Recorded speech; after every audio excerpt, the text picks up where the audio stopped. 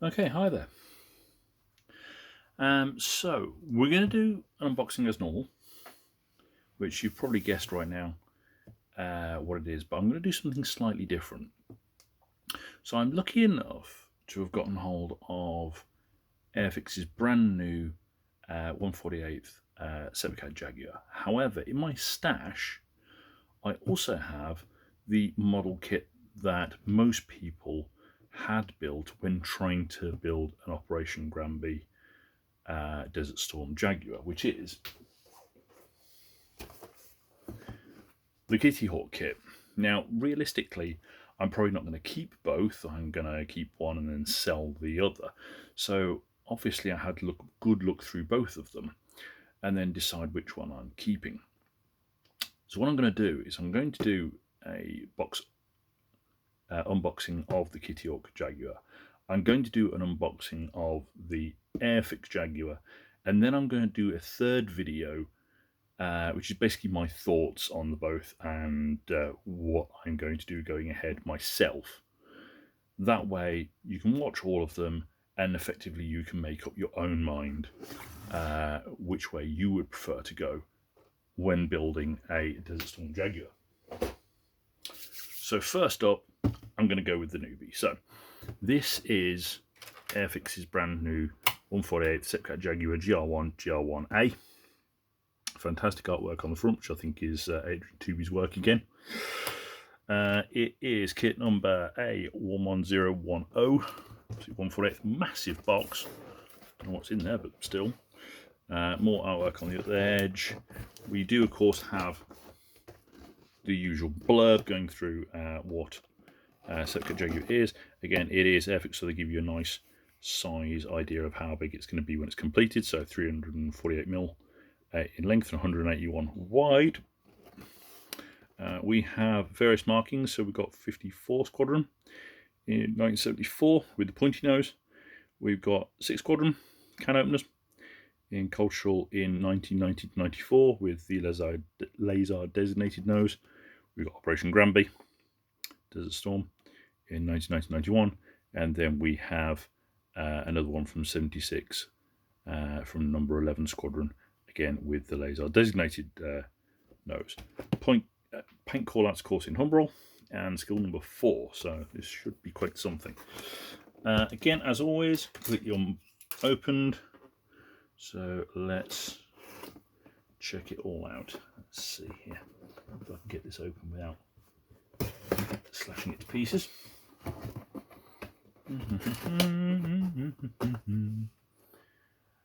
This again came from my usual supplier of Mike Jolly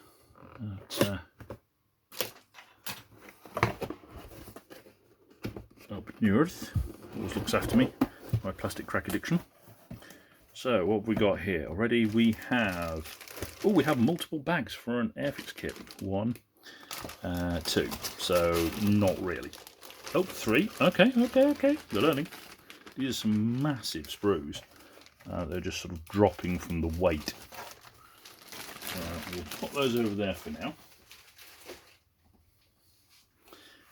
We will take a look at this here. So, what do we have here? So, we have instructions in the new colour style. We have decals by Cartograph, I do believe, which look typically fantastic. Told you, flying can openers. The Desert Storm option, Operation Granby option, we'll look into it later on, but we've got XZ118, we've got Buster Gonad. I'll make that out. Some wonderful artwork there. Again, I'm sure obviously the others will be available. Colour callouts there. So right, where are we? So before we even start, this is a strange place to start. We have some information about weapons callouts, etc. right on the very first page, which is rather an odd place to put it, but there you go. So you might end up coming back to this. So we've got some big fuel tanks, we've got ECM pods, we've got retarded bombs, 3-4 bombs, and sidewinders or the blanking plates for overwing. Always looks kind of cool, kind of different. Right, from the very beginning, we have some very clear instructions. I'm really liking these on some of the detail parts for the canopy, side consoles, wheels, ejection seats, and around the cockpit and the pilots, if you're going to use those. So again, more to look back on in a moment, but straight into the actual instructions is the cockpit tub. So we've got choices there of molded detail or decals. Same again with the instrument panel just there. And again, more details on the back panel going on there. Then the ejector seats being slowly built up with all that wonderful detail. Again, many parts going into that, many little decals to bring up the detail options there. With them building what looks like the nose wheel bay, which is going on the bottom. And again, with more options there in terms of how you want to paint them up and stuff, all very clear, depending on which option you're doing. Some sidewall detail, and now this is very important now here. I did hear about this, and I believe this kit is by Pramjet. So you know it's a modeler that's done this. So how have they got around the whole different noses thing? So you've got the laser designated nose, it appears, from the plastic. Then you have a special jig that's made up of the parts, we'll look at that later on, that goes over the nose to guide you cutting the nose off for the pointy nose, which is the option just there. So glazing going in the laser designated nose or pointy nose going on at that stage there. Time will tell obviously how well that works, but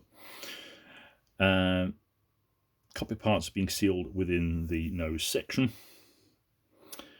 Combing coming on, more again for the building up the nose wheel bay. No, it's not, sorry, it's building up one of the main wheel bays, which I assume they need to get copied on the other side, which it is. There we go, that's building up the other side. Looks like some blanking plate there. We have the tray underneath. Again, we've got different options there depending on which one you're going to do, so it's going to be very important to decide which model you're going to do before you start. Again, more the tray going on, completing the fuselage, more painting, and again choices depending on which one you're going to do. Front section is going on to the tail. We've got the Aiden cannon, the guns going in, the little strakes on the back there, again with different detail options to point out how they go, where they're positioned.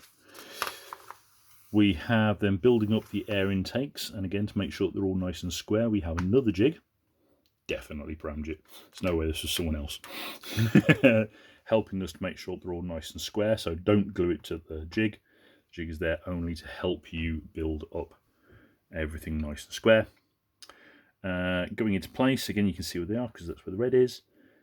Drill outs for the wings, again wings being built up and then placed onto the main fuselage, telling you where to glue, where even to put the pegs even, to make sure it's all glued in place. Leave it for at least now. Some detail sections going in with a little, I think it's a ram air intake there, one of them is. And then we're building up the tail. The tail curiously has one side where it's going on. I'm not quite sure why they've done that. And certainly if the fit is bad, then that could be a problem. If the fit's good, it's not going to be an issue. Again, some more little holes to drill. Using another jig there to make sure it's all nice and square. I like that idea, I do, I really do. We have the exhausts going together, multiple parts. Oh, 1 minute.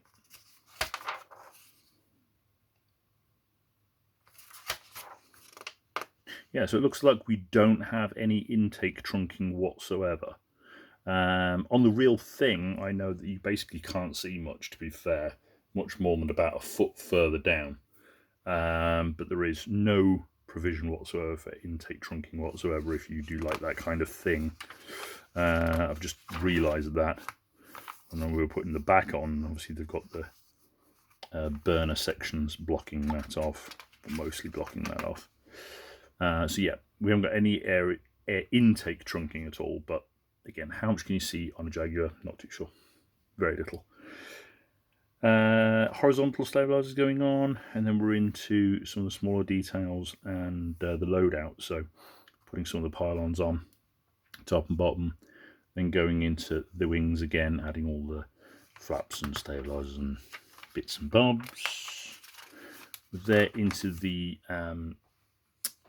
landing gear, which looks quite complicated, but I don't think it is. If you look here, this is mainly the construction here, and then this section is helping you make sure you've adjusted it all at the correct angle.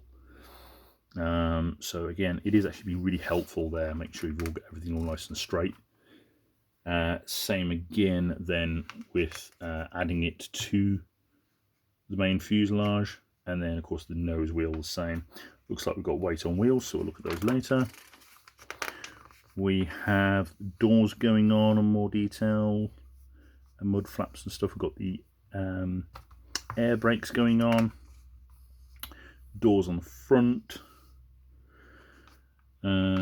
We have the arrestor hook, which the Jaguar had. Remembering, of course, it was originally designed potentially for the French maritime. Pointy ECM probes, etc. More small, tiny details going on there. Again, options depending on what year, etc. What version, if it's GR1 or GR1A. We have the glazing going on. Tiny little section there, or the pilot going in if you want to use it. We have blanking plates for the air intakes. That explains it. So it actually comes with the proper FOD, foreign object blanking plates, which explains why they didn't bother going with the intake route. That's quite a clever idea, especially it's good that they came with that considering the other point. Again, had to paint those up. So yes, we've got glazing going on with some smaller details. I'm not seeing the mirrors, but it's a tiny little detail. More pylons going on, big fuel tanks, ECM pods, choices again of bombs or again more fuel tanks, different choices of bombs as well it looks like, and then the sidewinders going in on the top there. So pretty cool actually. I like how they've given us the blanking plates instead of giving us the full intake trunking, so it might be a simpler build maybe, but also no less detailed. So we've got lovely colour call outs here for the weaponry,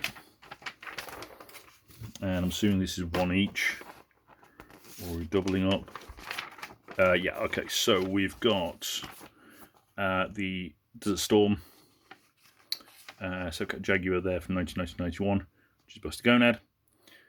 Again, showing off that interestingly they're going with a mix to create the matte desert sand instead of going for Humbrol 250. Now this could be, of course, because I don't think they do an acrylic 250, they only do it in an enamel, and I think it's kind of difficult to get hold of now, which is rather awkward. There are other options out there. Somewhere here I have some extra acrylic, which is one option again for going with the desert pink, and MRP, which I cannot see from here to show you, but they also do a British desert pink as well, so if you prefer to go the lacquer route. So there are options out there to get that kind of flaky flesh colour that they put on it. GR1 number 2 squadron, so that's the full wraparound camo. We have GR1 from Lossiemouth there with the camo on the top and the white on the bottom, which I think is a slightly earlier look. And again, full wraparound for the 90s in Caldershall. 6 squadrons. That's all looking lovely. Again, we've looked at the decals already. They look fantastic. Again, I believe they're cartograph. So let's look at the parts.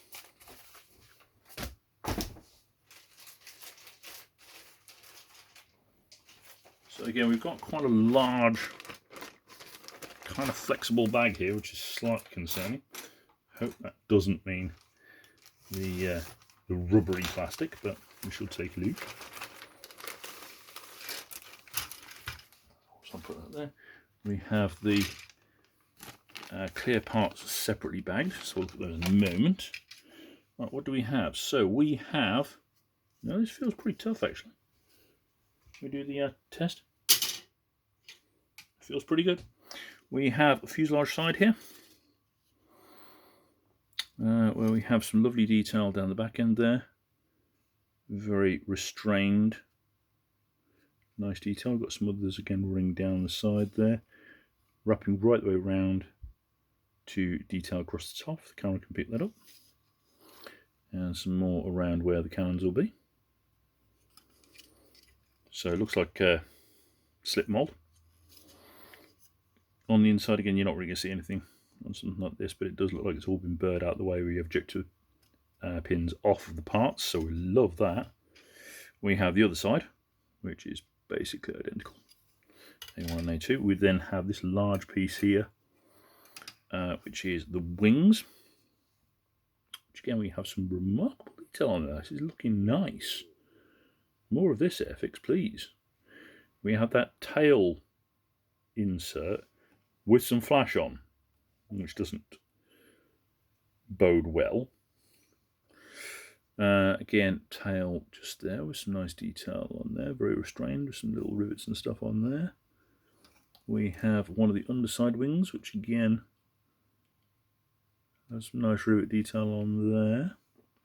That's the section, obviously, again, that's the main horizontal, which that little insert will go in. I'm still not too sure why they did that. There may be other reasons. If anyone knows why, please explain. But it does have some nice sharp detail around the top ECM pod. And then obviously on the opposite side there, it is in full piece. And then that's actually separate. Bizarre. Not quite sure why they did that. Again, on the inside, yes, there are some ejector pins, but they've all been machined out of the way. So there should be very little cleanup there, which is nice. You can actually see it. See it like shining where someone's burred it away. Just there. And possibly a little bit more, I don't know. We have the generic AIRFIX pilot. The old Stalwart. For some reason we have two, which is curious. I might want to look back at why.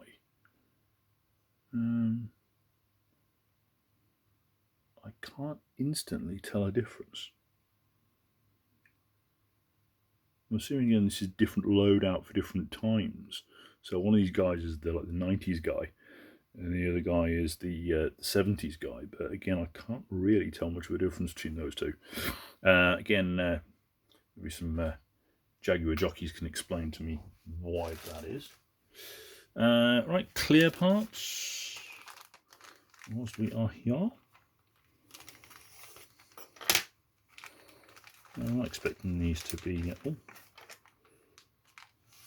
sort of semi-separately bagged. So we've got two sort of sections in one bag. So we've got some tiny parts just here. Again, I'm not sure what really to think about those, but there they are anyway. They look pretty good. Pretty clear again. All ejector pins are off the part, so it should help with the cleanup. That's looking pretty lovely. What we really want to see is the other one though, which again looks like slip mold technology. Which again is a wonderful, wonderful piece of moulding. I'm not seeing any real distortion in that at all. No clean-up seam down the centre. That's looking stunningly beautiful. And again, parts for the noses there. That is looking beautiful. Nice big clear canopy. Excellent. We like that. We like that a lot. I'll try and get back in there where they're protected. Sorry, I know this faffing does mean the video takes longer, but obviously I do care about these things. I want to build it one day. Then we have this massive flappy bag here, So I'm not sure why it's in such a huge bag and why such huge sprues they've gone for, but still, here we are. Oh, there we go. That was bound to happen. So we have basically 3 sprues in one here. So we've got sprue G, which is literally nearly flopping off the other. So we've got some details for the ejection seat and so on. We have, where is it anyway? Nope, not really, sprue F, which is various little tank details and stuff. We have some very small details here on another sprue, which I can't quite work out which one it is. Sprue E, sorry, right there under my finger. Tiny little details there for some of the bits and bobs. Now, more importantly, on the other side, again, these are all looking nice and sharp. Again, all the parts, all the ejection parts off there. Again, tanks, and pylons are pylons. But more importantly, up here is the details for the ejection seat, which looks really nice, actually. I think once that was built up out of all the various different parts, that will look quite nice. And tiny little ejector handles there, trying to get them in the shot. We have the banking plates, which we have said we like. Floor. As me saying, I'm trying to look after this, dropping the shit. Right, we have sprue D. Oh, which is very nice. I'm liking this. So we've got a lot of detail for, again, this is the cockpit, the nose wheel, and the main wheelbase, which look, there's a lot of detail in there, a lot of little wires and stuff like this. A lot of stuff to build up there. I think that will be wonderful to take a wash. We have little tiny, the camera can pick those up, little tiny rivet details there. Here's the wheels. Looks like we've got different options in and out, and those are all weight on. We've got a little tiny bulge in them and everything. The camera can pick that up just there above my nail. And the nose wheel. It's all looking good. And then again on the flip side there, obviously no specific detail really for most of this. There's a tiny little bit of detail on the inside of the air brakes, but not really expecting much. They don't open far enough really to really see much. And there we go, the inside of the nose wheel door though, that's different.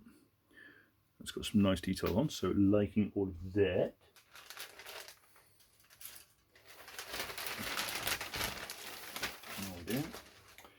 Then we have sprue C, which has the under tray for the rear, which again has some wonderfully restrained detail on. I'm really liking that. Burner cans, which again look quite delicate, but we've got some detail on all those. We have the actual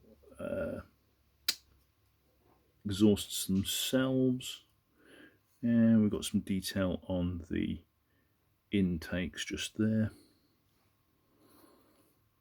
And then on the inside there, this is one of the jigs to help build them up. So we've got starboard and port. I'll have to Google that for some people. You've got detail on the inside of the exhausts there, which you probably won't even be able to tell, but that's nice. I like that. Excellent, excellent. Then we have another sprue, finally, another big one.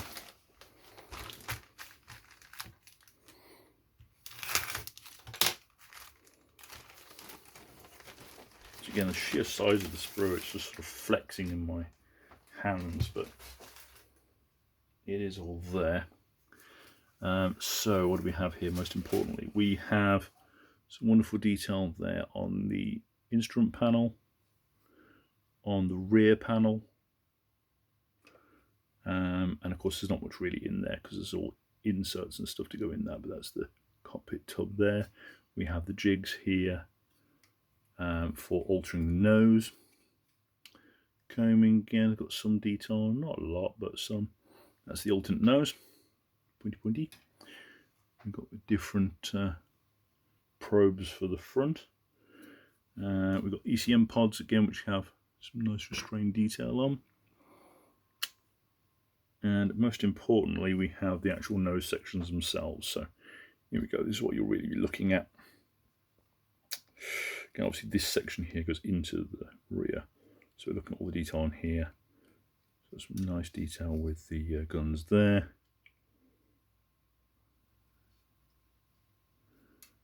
And again, don't have the light can pick those up. There we go. Very nice, very nice. It's the other side just there. Of course, on the inside of there, there's no detail because again, you'll have various different sections building that up later. Okay, so what do we think? Well, I would say, although obviously you'd have to build it to be absolutely sure, it really does look like Pramjet has knocked it out of the park. It looks like it's going to build up really nicely. There's some nice, clever ideas in terms of its construction. We know it's going to be a decent size, etc. Glazing looks absolutely beautiful. Got loads of detail all the way over it, so they haven't skimped there. We have some great options in terms of which ones to do. So we've got wraparound, we've got white underside, we've got Desert Storm. Obviously, yes, there is no intake trunking. But obviously we do know that can be complicated, and they have given us in the kit the blanking plates instead, so we don't have to source those anywhere else. I imagine it will build up really nicely just with what we've got there. So yeah, join me for the next one when I'll take a look at the Kitty Hawk one and see what I think of that. So until then, take care.